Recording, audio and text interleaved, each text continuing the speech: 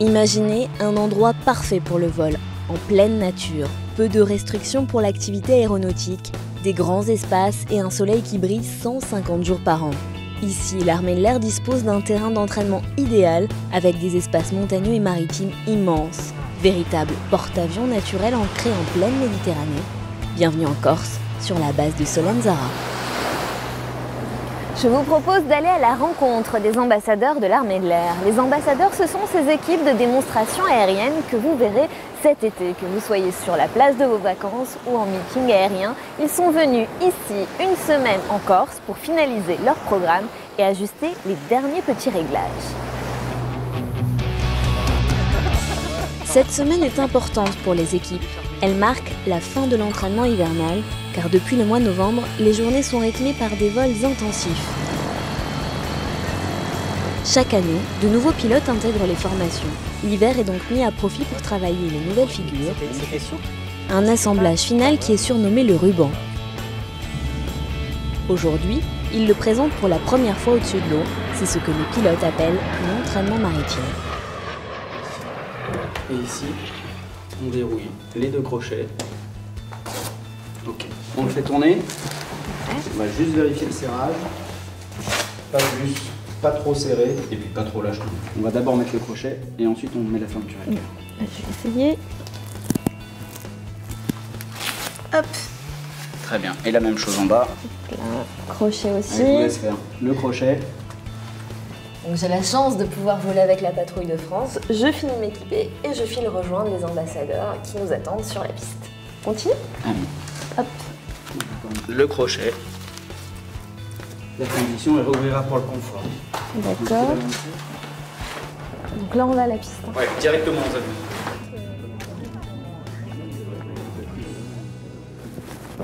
Colonel. On est ravis de vous accueillir ici en Corse sur la base aérienne de Solenzara pour la semaine d'entraînement maritime de nos ambassadeurs qui sont tous ici présents derrière vous. Justement, il y en a beaucoup. Qui sont-ils? Vous avez les équipes de présentation de l'armée de l'air avec la patrouille de France et l'équipe de voltige. Vous avez également l'école de pilotage de l'armée de l'air avec les cartouches dorées qui viennent de la base de Cognac. Vous avez des présentations également dites tactiques avec les Mirage 2000N de l'escadron 2-4 Lafayette, mais aussi la présentation technique du Rafale avec un Rafale de l'escadron de transformation Rafale de 92 Aquitaine de Saint-Dizier. Pourquoi avoir choisi Solenzara comme lieu d'entraînement? Solenzara, pour nous, c'est un site idéal parce qu'on peut s'entraîner sur un axe maritime mais également sur piste. L'essentiel du travail cette semaine va être réalisé sur mer de façon à sensibiliser et à habituer nos pilotes à la présentation sur l'eau car c'est un environnement qui est un peu particulier auquel il faut s'habituer. Je crois qu'il est l'heure d'y aller. On va y aller, mais avant de ça, on va vous offrir quelques pages de façon à ne pas faillir à la tradition avant de monter en avion. On est de la chance. Un page de la voltige et je vous présente François, votre mécanicien, qui va s'occuper de vous de façon à pouvoir voler en place arrière de cet Alpha Jet. On y va là?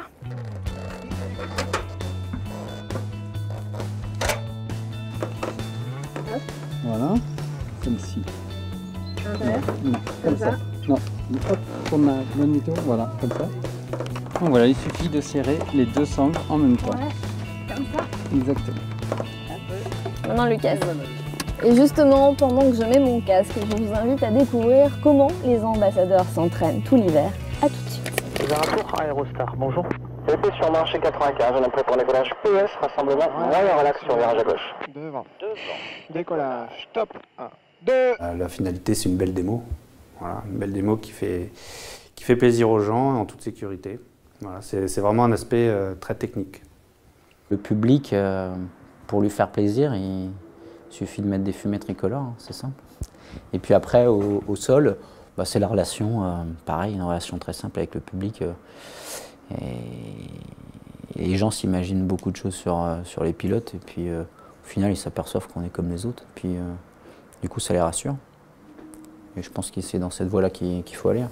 Et passer du temps avec eux, nous on adore ça, hein, moi j'adore ça. Voir les enfants, c'est la meilleure récompense après 20 minutes bien dense. Et le vrai message, je pense qu'il est là, il est dans ce côté démontrer les capacités de l'armée de l'air dans finalement une ambiance de meeting qui reste une ambiance de partage et de passion de l'aviation. Donc voilà. C'est un nouveau métier, on se remet en question, on réapprend, c'est une très bonne école et puis après c'est une mission comme une autre. C'est comme en escadron, quand tu fais des passes de tir, tu en as fait plein sur le champ de tir, à sweep, etc. Et puis le jour J, tu récupères ces points clés-là et ça te rassure et tu fais du bon travail.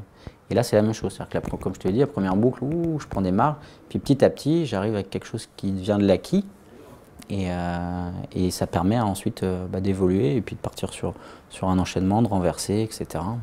Donc ça se fait petit à petit. On sait tous faire de la voltige, on sait tous faire de la patrouille serrée, on sait tous faire de la navigation basse altitude, mais là, en faisant une patrouille aérienne comme la patrouille de France ou les cartouches de Ré, on apprend à faire les trois en même temps. Et ça, c'est quelque chose de très nouveau. D'où l'entraînement hivernal qui est aussi long, parce que c'est pas quelque chose d'inné. C'est vraiment pas évident, malgré notre formation de pilote de chasse. C'est vraiment du pilotage pur. Voilà. Ce n'est pas une plateforme comme un avion d'armes pour transporter radar, contre-mesure et autres. C'est une prise directe avec les commandes. C'est vraiment très ludique, mais c'est pas pour autant un jouet. Voilà. Et ça, c'est important. Mais c'est vrai que c'est très très agréable. La possibilité de se mettre dans toutes les positions, d'avoir la maîtrise de cette troisième dimension. L'armée de l'air maîtrise cette troisième dimension, mais c'est poussé à l'extrême dans le domaine de la compétition, des trajectoires de voltige. On est fiers de représenter les autres, oui. À mi-chemin entre l'art et la technique, les ambassadeurs de l'armée de l'air symbolisent l'excellence des ailes françaises, les qualités et les compétences des aviateurs engagés au quotidien, en opération intérieure ou extérieure. Leur présentation en vol ne se résume pas de l'acrobatie aérienne. Elles sont le reflet d'une capacité développée, entraînée et réalisée chaque jour par des pilotes, des mécaniciens, tous issus d'unités de combat de l'armée de l'air. Leur entraînement débute à partir du mois d'octobre de chaque année pour se terminer au mois de mai de l'année suivante. Toutes les équipes n'ont pas le même programme ni le même rythme du fait de leur spécificité et surtout de leur mission première. Et on est parti.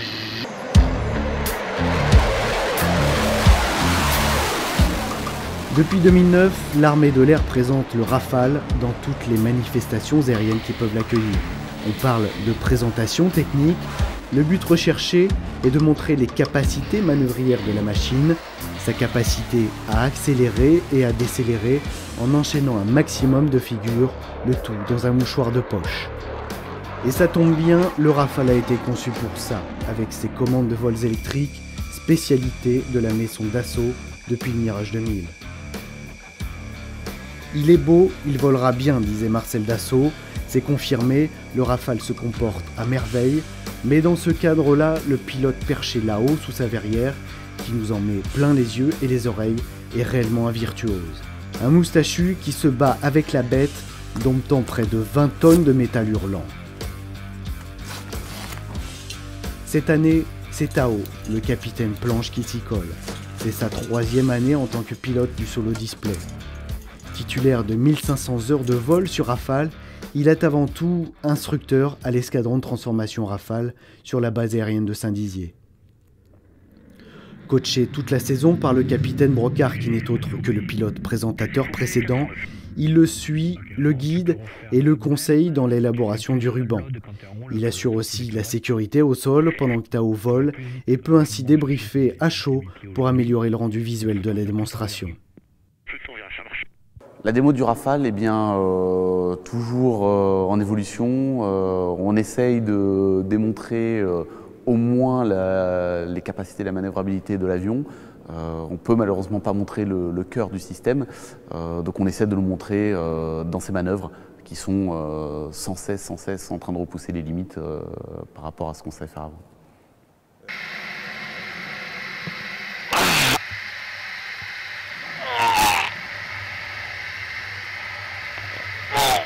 La semaine, Tao cornaque les jeunes pilotes de Rafale. Le week-end, il casse la baraque sur les meetings.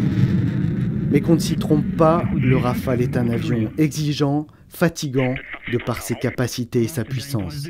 Il n'est pas donné à tout le monde de supporter un vol aussi musclé à bord, même si l'intéressé s'en défend. Alors, plus violent, je n'irai pas jusque-là, ça reste plus performant, ça tourne plus vite, ça accélère plus fort, ça tient plus le facteur de charge. Après, c'est pas forcément plus violent, ça dépendra de qui on mettra aux commandes.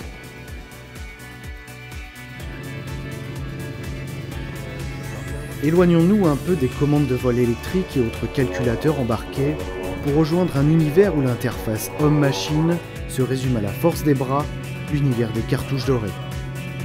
Né il y a 26 ans pour commémorer les 100 000 heures de vol du TB30 Epsilon, les Dorés exploitent les possibilités, certes limitées, du petit Lycoming de 300 chevaux pour nous offrir une prestation rare et très technique, compte tenu du pilotage exigeant à adopter avec un avion qui n'a pas été conçu pour l'acrobatie.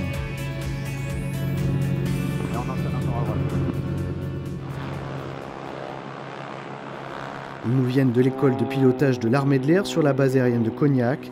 C'est ici que tous les jeunes navigants, ou plutôt postulants au métier de l'air, effectuent leur tout premier vol avant de se voir orientés dans la chasse ou le transport.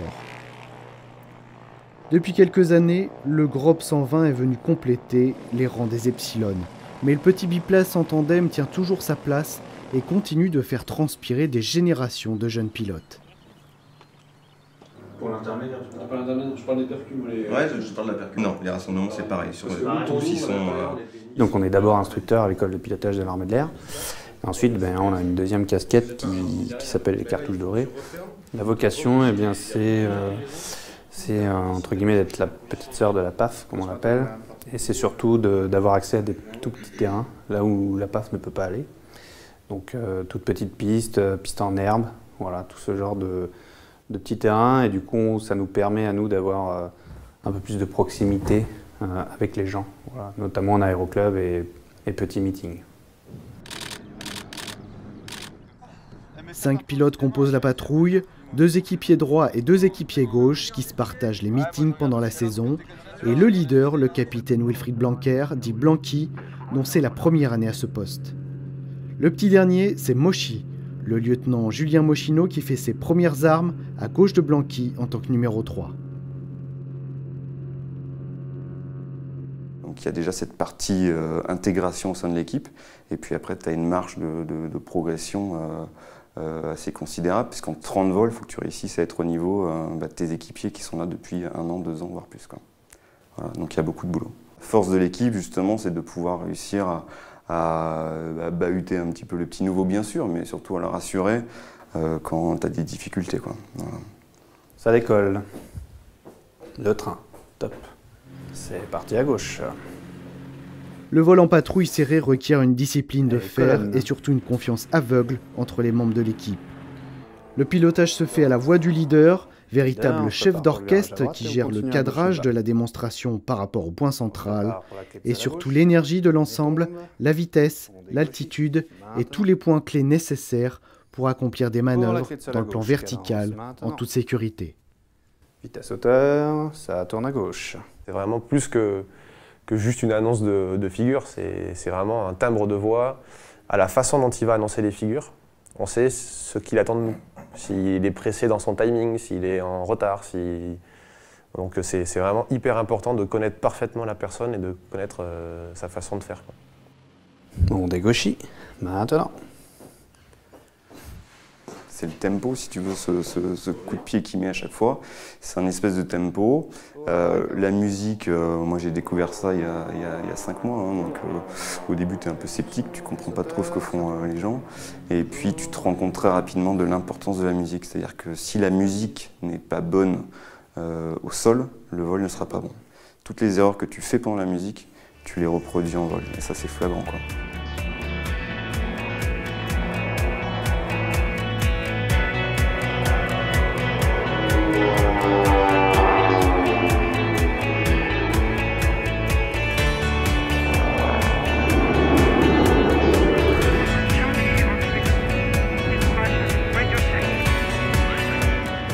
Au-delà du fait qu'elle représente l'armée de l'air, la patrouille de France est aussi le porte-drapeau de notre pays, dans l'Hexagone comme à l'étranger, véhiculant ainsi nos valeurs d'excellence partout dans le monde, et ce, depuis près de 62 ans. Malgré son statut de professionnelle de la démonstration aérienne, la grande dame s'entraîne elle aussi tout l'hiver à raison de 2 vols par jour, jonglant avec les conditions météo. Derrière, percussion, top. Son activité journalière peut être comparée à celle d'un escadron de chasse, à la différence près que le dit escadron doit faire décoller toute sa flotte au complet, soit 8 avions en même temps chaque jour pour effectuer la même mission. Elle constitue donc une unité atypique, animée par un personnel aguerri et passionné, soucieux d'accomplir sa mission à la perfection, à l'image de tous les aviateurs qu'elle porte au nu, en zébrant le ciel de ses fumées, bleu, blanc, rouge. La particularité de la patrouille de France, c'est que les pilotes sont renouvelés par tiers tous les ans. Donc, ce qui veut dire que chaque année, il y a 3 nouveaux qui intègrent et il y a les anciens qui partent. Et donc, chaque année, il y a un nouveau leader, il y avait 2 nouveaux intérieurs. Et au sein de la patrouille, eh bien, les autres pilotes changent de poste. Et c'est ce qui fait la complexité, mais aussi la richesse de la patrouille de France.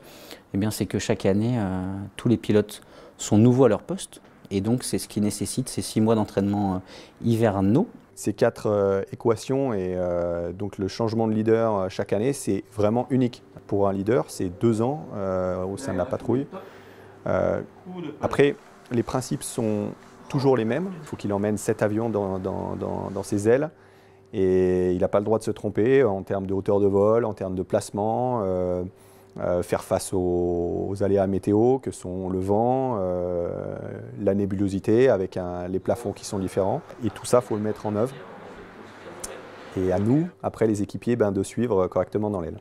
Partir, faire des évolutions entre 300 à 300 pieds sol, à 8, si on n'est pas à ce qu'on fait et qu'on pense que ça se fait de façon simple, je pense que ce n'est pas forcément la bonne direction. Donc ce stress, il est vital. Enfin moi, c'est comme ça que je le vois. Je pense qu'il est vital parce que c'est de la vigilance. Moi, j'interprète comme ça. C'est de la vigilance. Après, il ne faut pas que ce soit un frein à la performance, mais il faut qu'il soit là. Autant sur des phases de transit, on peut se relâcher et regarder le paysage. Autant quand on est dans le box, c'est juste impossible.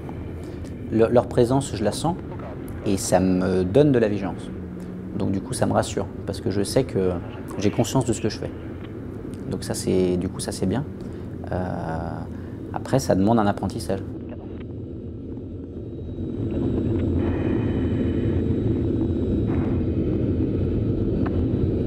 Donc là, vous allez retravailler sur quoi là? La même figure, là, un TDTG. Donc là, on monte en boucle. On est quand même à un stade justement où on est capable de faire le ruban en entier, la synchro en entier, ou quasiment.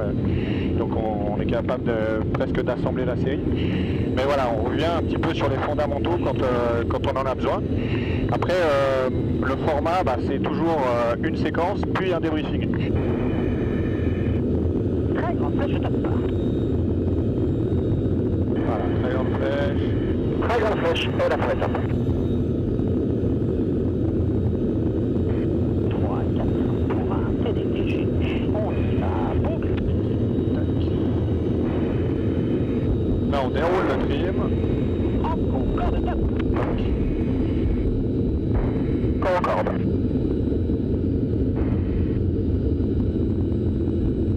Et tourne à droite. Alors, tourne à droite. Tâche positive. Et tourne à gauche. Et on tourne à gauche. L'idée au sein de la patrouille de France, c'est d'avoir tout le temps un avion trimé. Ce qui n'est pas forcément le cas dans d'autres patrouilles, sur d'autres avions. Mais ici, c'est notre manière de piloter. Et ça, avoir la main ouverte, piloter la main ouverte, ça ne se fait pas tout seul tout de suite.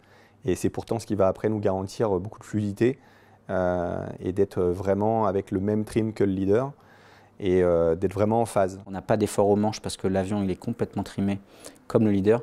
Et bien effectivement dans une gamme de précision qui est bonne, qui est vraiment très bonne. Et c'est ce qui donne l'aspect général en ruban, d'avoir une patrouille qui vire en plateau. Voilà, c'est ce qu'on appelle l'effet plateau. Et c'est ce qui donne ce rendu d'uniformité dans les évolutions. Voilà. Il n'y aura pas de travail pour vous là du coup? Ah si, bah là tu vas voir, on va faire ce qu'on a fait à l'aller, ça s'appelle l'hélice, on se place. Donc il y a le box avant qui lui va bosser un truc, il y a une des deux figures qui vont faire pendant la synchro. Les solos vont faire de même et nous pareil.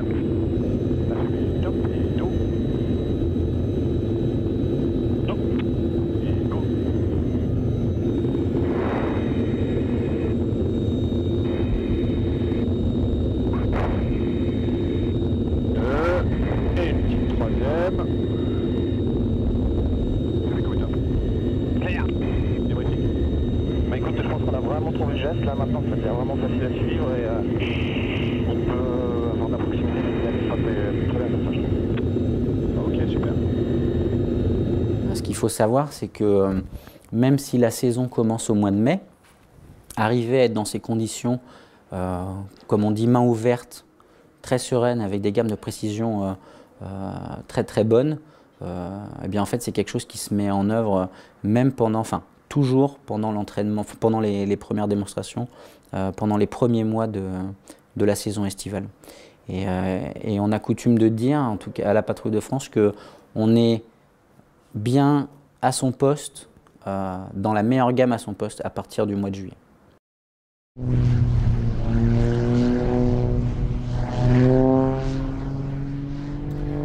Ne croyez surtout pas que le pilote a perdu le contrôle de sa machine, et pourtant tout porte à le penser, tant les trajectoires et les manœuvres semblent désordonnées.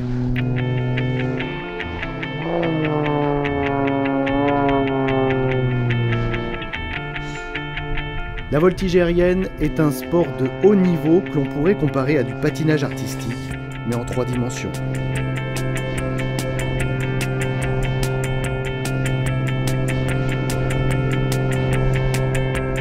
L'équipe de voltige fait de la représentation. On a une double casquette. Comme la Patrouille de France, montrer le savoir-faire de l'armée de l'air à travers les meetings aériens, mais également la casquette de la compétition. Donc on présente les candidats, on travaille main dans la main avec la fédération au niveau international. Et on présente nos candidats, nos pilotes, pour les amener au plus haut niveau, pour décrocher des titres, afin de montrer justement au grand public notre savoir-faire.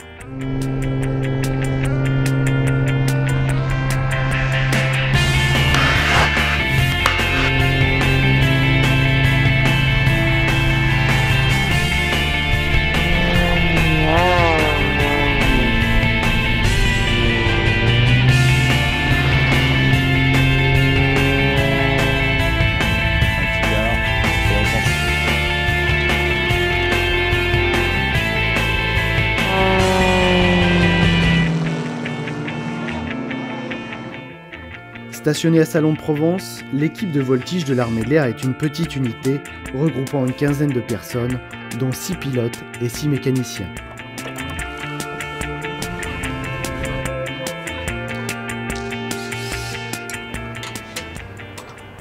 Un, 2 et net. 100 fois tu remettras ton ouvrage, c'est un peu leur credo. Cette équipe est comme une famille qui forme, éduque et pousse vers le haut les jeunes voltigeurs. Tous les pilotes de l'armée de l'air ont une formation de voltigeur. Ça permet d'appréhender la 3e dimension. En revanche, on le pousse nous un petit peu à l'extrême, sur le travail de la molécule d'air, et pour atteindre le plus haut niveau. Un futur présentateur qui intègre l'équipe de voltige ne pourra présenter qu'au bout de 2 ans.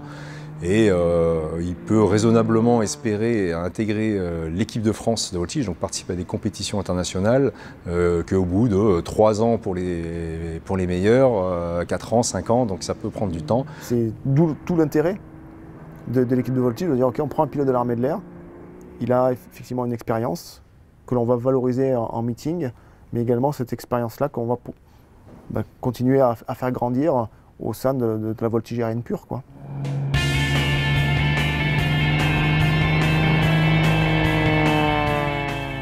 Quoi de meilleure preuve de la qualité de la formation dispensée au sein de l'équipe que les 2 titres de champion du monde remportés en 2009 par le capitaine Ekal et en 2013 par le capitaine Levotte. J'ai eu la chance de voir 2 champions du monde en individuel, en 2009 et en 2013. J'espère bien en voir un 3e au mois d'août prochain. On sait que le travail est difficile, qu'il y a besoin de concentration, que c'est un véritable aboutissement pour l'ensemble de l'équipe, hein, pas que pour le pilote qui est dans son avion. Mais quand on sait que c'est le meilleur au monde, le pilote devient meilleur au monde et que toute l'équipe l'a porté, ça c'est extraordinaire. Et après ça, on le partage avec le grand public au sein des meetings aériens. Changement de décor pour cette dernière étape. Nous pénétrons dans l'une des enceintes les plus secrètes de France, la base aérienne d'Istres et l'escadron de chasse 2-4 Lafayette des forces aériennes stratégiques. Unité emblématique de l'armée de l'air, cet escadron a pour mission permanente la dissuasion nucléaire et dispose d'une capacité d'assaut conventionnelle. Sa monture, le Mirage 2000N, un chasseur bombardier capable de délivrer le missile nucléaire air-sol moyenne portée améliorée, de jour comme de nuit et ce par tout temps grâce à son système de suivi de terrain automatique. C'est dans cette ambiance hautement opérationnelle que vit la patrouille de démonstration tactique Ramex Delta.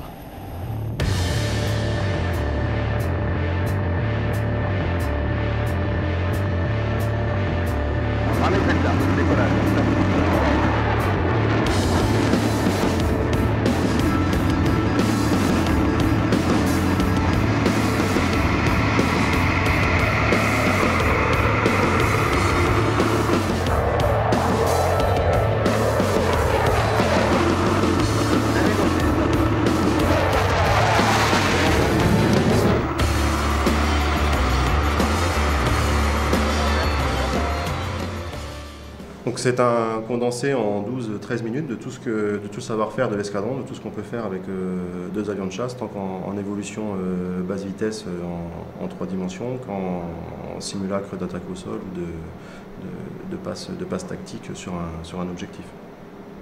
Mais c'est un vol rapproché qui montre en fait la puissance de 2 avions d'armes, donc j'aime bien ce côté tactique et ce nom qu'on lui a donné.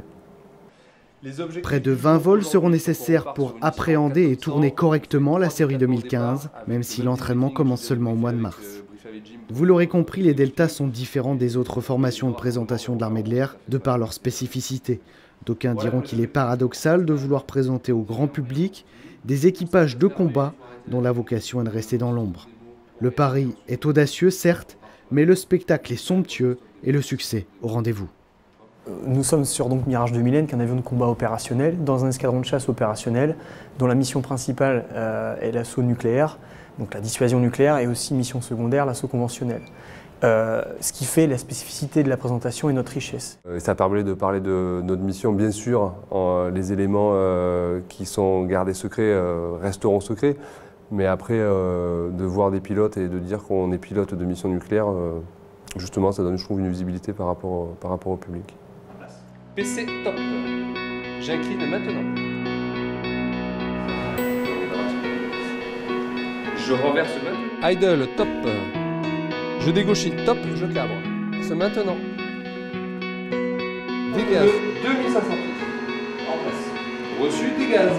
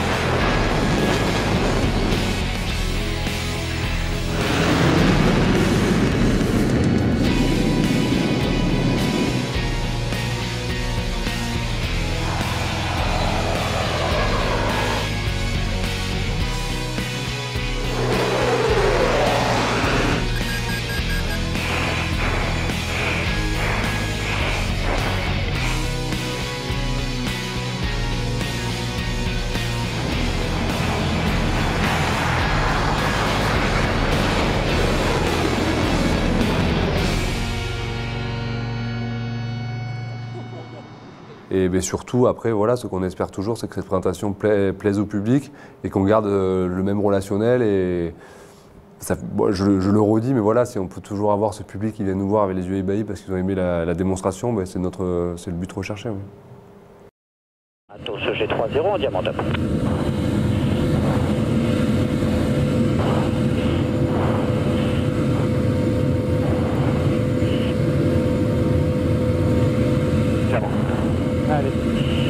C'est vraiment fou la distance à laquelle vous évoluez. Ouais, là on est à plein, et après c'est quand ils font des boucles. Ouais. Et sauf que la patrouille, 1h de 2 minutes, la Kodak, Je vous retrouve en vol, colonel, où nous avons pris la place d'Atos numéro 6 au sein de la patrouille de France. On est vraiment très proches les uns des autres. À quelle distance on se situe environ? Il y en a à peu près entre 3 et 5 mètres les uns des autres en formation serrée comme ça. Et pour avoir cette synchronisation, vous écoutez tous la voix du leader? C'est lui qui, oui, tout à fait, qui donne les ordres de pilotage et qui permet à chacun d'anticiper sur la manœuvre à suivre et qui donne cette synchronisation à l'ensemble des appareils de l'équipe. Et combien d'heures de vol sont nécessaires pour arriver à un tel niveau? C'est 150 heures d'entraînement l'hiver. Il y a également une centaine d'heures réalisées durant la saison estivale sur le midi. Merci pour ce très beau vol. Vous voyez, on vous donne un avant-goût des prochains meetings et tout de suite, je vous propose de découvrir les derniers détails, les derniers affinages des ambassadeurs de l'armée de l'air. À bientôt. Atos G32, moyen lac top. C'est bon pour le Canard, alors tout le monde. Rends bien du trim. Et la fumée top. À droite, j'incline. Dégauchis maintenant. Devant, cadence. Éclate. Derrière, séparation. Go!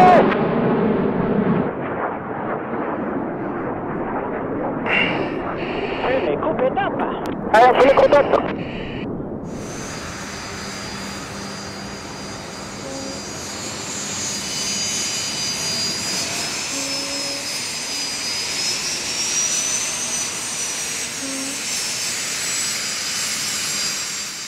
Pour la patrouille, ça se précise, le mois d'octobre est loin, très loin. À 2 semaines du lever de rideau estival, Izzy et son équipe en sont à peaufiner, à améliorer les quelques petits détails comme le cadrage des figures par rapport au point central, la recette pour obtenir un effet visuel parfait. De rien. Les vols se succèdent, mais ne se ressemblent pas.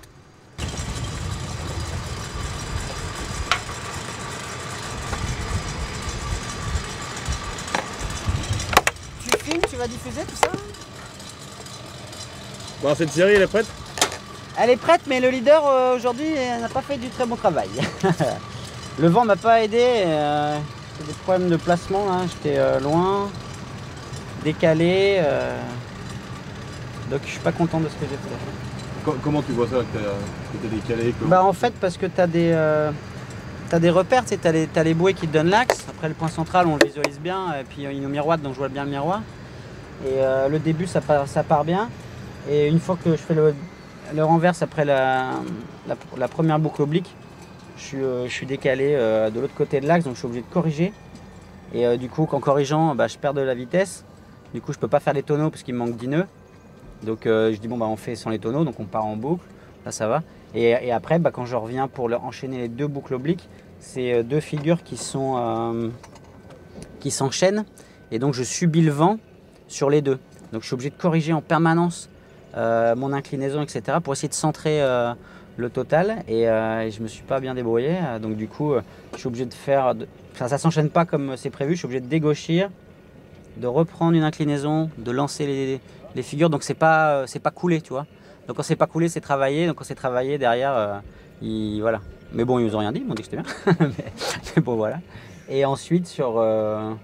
la synchro, le vent, pareil, il m'a décalé. Du coup, il y a plein de figures où j'ai moins de temps pour lancer la figure, ce qui fait que derrière, eh bien, ils sont prêts. Il leur faut toujours autant de temps pour être prêt. Que quand je dégauchis, il faut que chacun prenne ses conditions initiales, etc. pour lancer une figure dans les bonnes conditions. Ce temps-là, il est incompressible pour eux. Donc si moi, je leur donne pas ce temps, et ben la figure elle va être tronquée, on peut pas la faire dans sa globalité. On va c'est des trucs comme ça, donc c'est dommage, parce que hier c'était bien, et puis c'est ça ce boulot, c'est que tous les jours faire la même chose, c'est pas gagné. Derrière, percussion, top. Fumée, coup d'étape. En haut, go. On est moyen là. La série elle est faite, elle est finie. Hein. L'œil du public averti verrait ces décalages-là. L'œil d'un novice spectateur, c'est dynamique, il y a les changements de formation, il y a la fumée, c'est présent.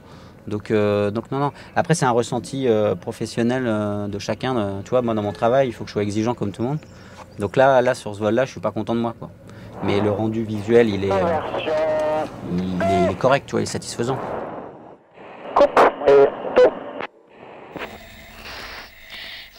Pour le plaisir, immersion au sein du box arrière et des solos. Nous sommes loin, très loin, d'une promenade de santé.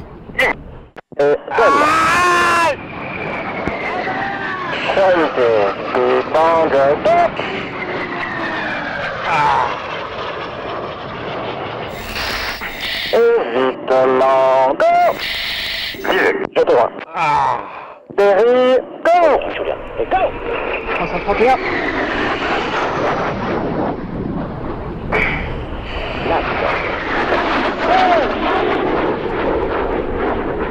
3, 4.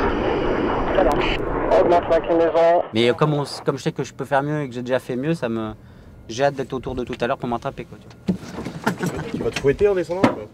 Ouais, en fait, en fait, on se débriefe tous, et le leader, il faut être honnête avec soi-même, et puis quand tu fais pas très bien ton travail, il faut le dire.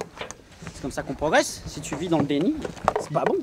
Easy, tes paramètres moteurs? Les paramètres moteurs, donc j'ai 30 secondes, 800 degrés. 25 secondes, la boule elle est flaguée. La série 2015. Elle est très belle, et le leader reste bon. Oui, mais oui, je suis bon. Mais je peux faire mieux. Ouais. Ok. Doucement, et là fais gaffe, voilà. On accélère.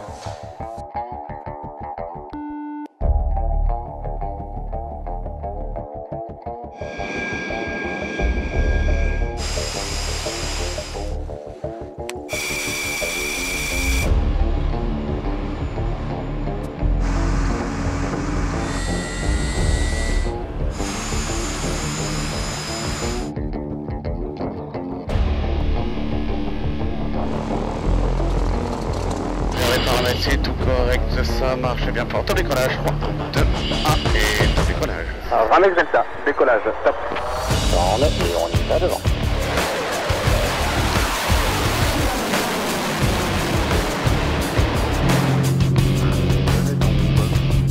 Je me sors pas trop. 0,80. Je vais gaucher.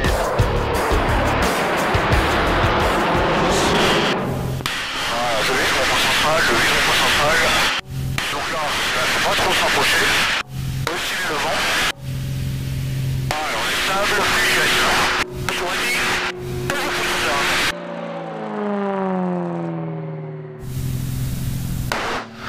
voilà, côté déclenché, on arrête le fumigène pour bien marquer le stop. Sono top.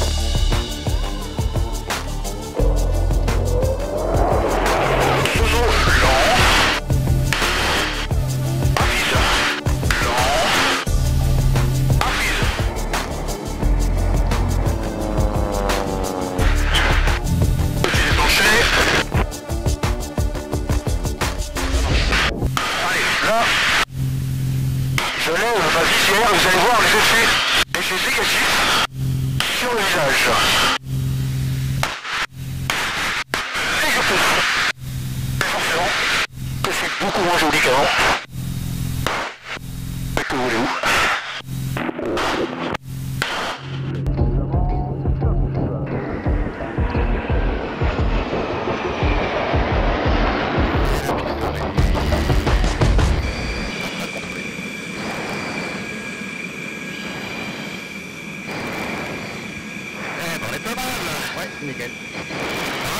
super.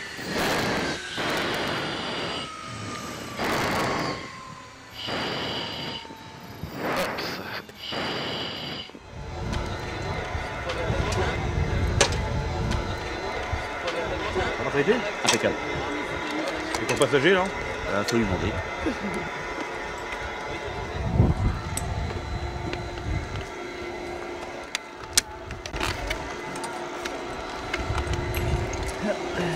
Hey. Je te baisse là. T'es cool. Nickel. Merci Tao. Oh bah avec plaisir, tu sais. Découvert de nouvelles sensations. Ouais. Attends, c'est pas fini en fait. Je suis encore dedans là. Ouais, ça tombe encore après. Toi aussi quand ça fait longtemps que t'as pas volé, ouais. Le premier vol de reprise, tu sens que les gyros sont encore un peu en train de tourner. Puis après, à force avec l'habitude, tu recales bien. Mais c'est une tradition là, au niveau des ambassadeurs, que vous fassiez des échanges c'est très enrichissant parce que déjà, on apprend les métiers de chacun et puis on peut y retrouver des similitudes. Puis en même temps, sans être une tradition, on essaye de le faire chaque année, de partager, que ce soit avec les cartouches dorées, la patrouille, le rafale. Tout ce qui peut être partagé, il faut le faire. Toujours bon à prendre, exactement. Ça fait un peu familial quand même comme ambiance finale. On est une famille. N'est-ce pas le cas? On a intérêt on se voit toute la saison, on vit ensemble, on fait le même métier, il faut qu'on partage, faut qu'on ait une espèce de lucidité, une façon de voir les choses un peu commune, quoi, une communauté de pensée. Donc c'est pour ça aussi que cette semaine à Soanzara elle a été créée. Il y a l'entraînement maritime, il y a aussi cette semaine où tous les ambassadeurs apprennent à se réapprivoiser, se refont connaissance pour attaquer une saison tous ensemble. Ouais, parce qu'il va y avoir des nouveaux, il y a pas mal de changements. Et c'est une semaine qui est faite aussi pour ça, pour échanger, quoi. Notamment en vol. Non, tu parles bien pour quelqu'un qui a pris 11G là. C'est la façade. L'intérieur est secoué. J'ai vraiment découvert des sensations.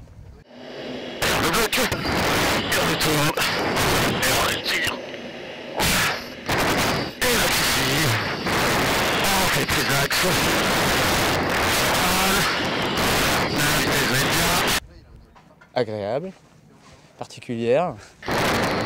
Top. On attend.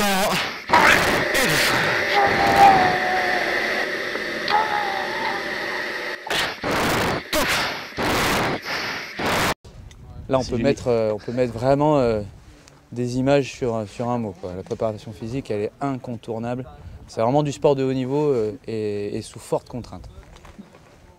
Voilà. Je vais essayer de te reposer alors. Ah mais ça va quand même. Oh.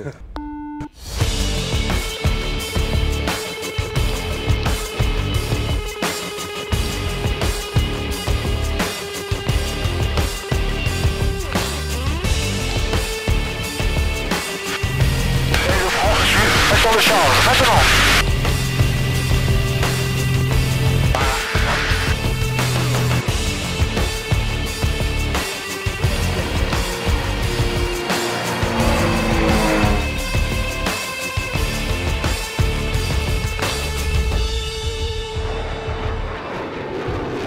Merci, mais top.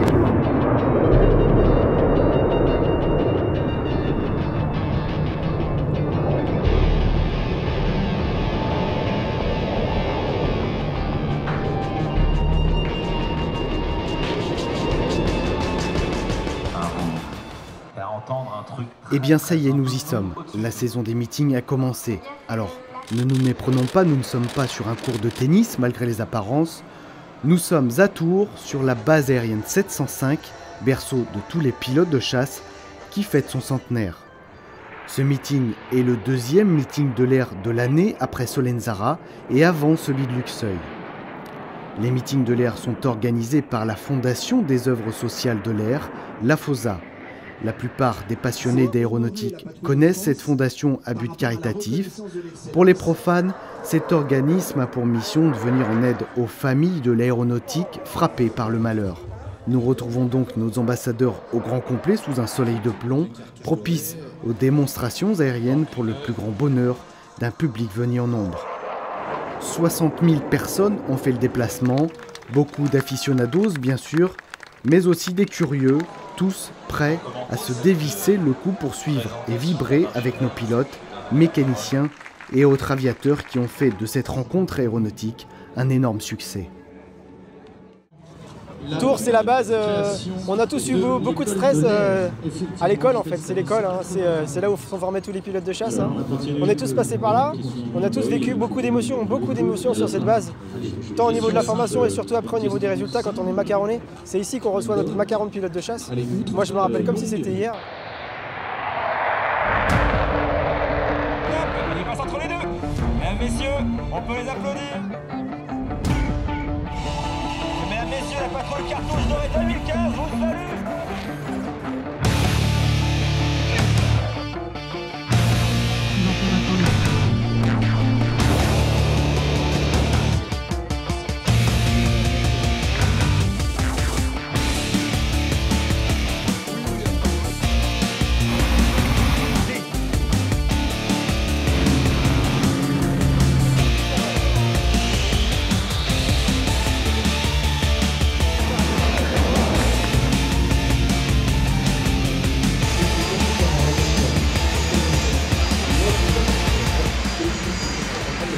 Satisfait d'étape, puis le relationnel avec le public est très intéressant parce que nous justement on a eu ce regard-là quand on était plus jeune.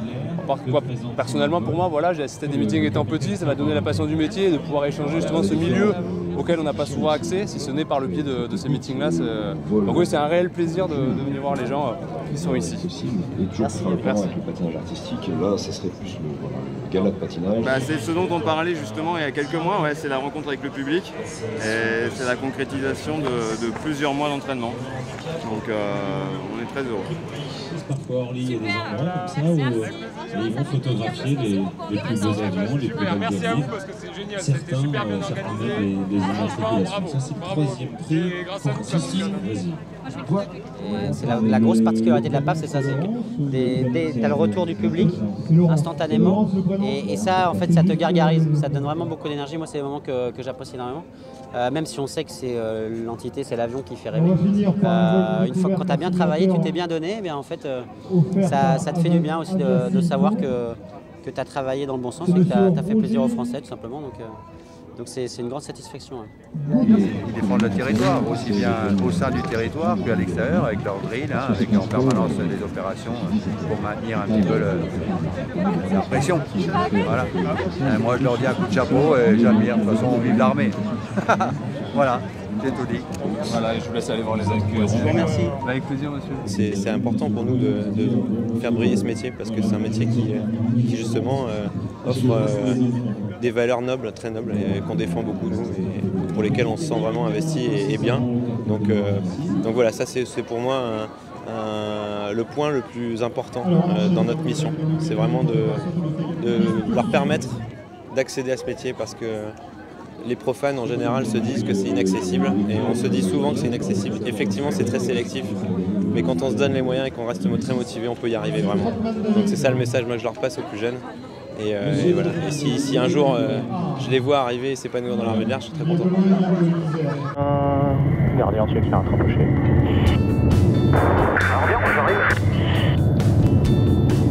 Et un accès gauche. Reçu, eh bien on resserre la formation en chevron stop. Étagement nul pour l'instant. C'est impressionnant en fait de les voir aussi près, on a presque l'impression qu'ils... Ah c'est clair, c'est beau. 5, 1, 6. On peut prendre des étages positifs. C'est un moment assez rare que nous vivons, colonel. Un représentant de chaque ambassadeur de l'armée de l'air est à nos côtés pour un vol exceptionnel. Alors quelle est la difficulté de cette manœuvre? Les difficultés premières consistent bien à faire voler les 7 appareils de types différents, parce que vous avez un Alpha Jet qui est un avion en réaction école.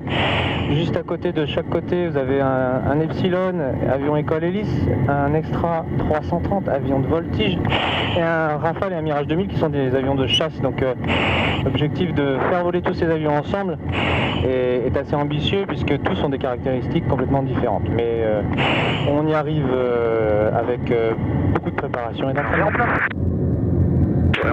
Eh bien, c'est sur cette très belle image que nous nous quittons. On souhaite une belle saison aux ambassadeurs de l'armée de l'air et on se retrouve très bientôt pour un nouveau numéro de Sous les cocardes.